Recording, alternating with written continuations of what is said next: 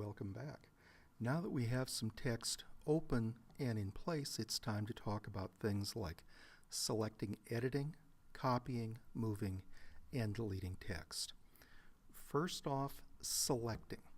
Anytime I have text selected, as in if I were to click and drag across the word kayak here, the very next input from the keyboard is going to replace the selected text. Always helps if you can spell, which I never have been able to, quite obviously. Fortunately, there's a spell checker. I can right-click on it and say, oh, should be canoe with an E.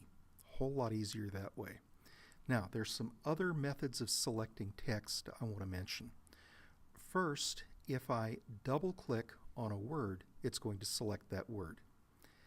If I have my insertion point somewhere in the middle of a paragraph and triple click, it selects the entire paragraph. Out here to the left-hand side of the text is what's called the selection bar. Really, there's nothing there, but notice when I move my mouse pointer over, that mouse pointer turns to an arrow kind of pointing to the right. And a click there will select a single line, or if I do a click and drag, that will select multiple lines. If I triple click out here, come on, there, triple click out here at the edge, it will select the entire document. Now, those are real handy things to do if you are going to be moving around inside of a document and there's only one screen. But let's say I wanted to select from maybe right here down through the end of the document. Might make better sense if this was a longer document, but I could scroll down and get to the end, and I could click and drag.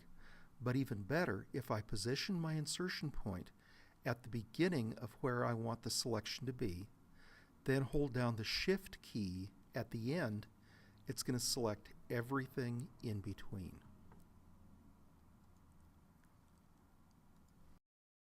One of the real beauties of working with a computer as opposed to a typewriter is the ability to copy and move text around. If I were to select some text, say this, you can build a boat, I could copy it to what's called the clipboard. It's a virtual place to hold things. And I could just do a Command C, or I could right-click, copy, or I could go to Edit and copy. The keyboard shortcut, much faster. So I've copied this now to the clipboard, and if I wanted to insert it down here, I could just use a Command V. Now, keyboard shortcuts make life so much faster and easier. If you think of Command C for copy, that makes good sense.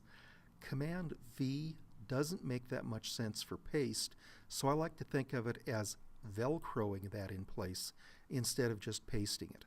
So I can cut or copy something from one place, paste it into another. Likewise, if I had some text selected and did a Command X, it would cut the text from where it was, and then I could reposition and paste it into another place. This is a wonderful thing. It works not only with text from one place to another, but I can copy and paste text from one document to another, from the web into a Word document. All kinds of movement back and forth with copying and pasting is incredibly handy. Now, one of the other methods that I like to use is called drag and drop. If I were to select this amount of text and release my mouse, click and drag, I have done a drag and drop move on all of these things. So it gives me some additional possibilities of how to change things around. Fortunately, now that I've got this whole document messed up, I can use the undo command. That's Command Z. I call that Z for zoops, I shouldn't ought to have done that. And I can just keep hitting Command Z until all of those changes I made go away. and I get right back to where I was to start with.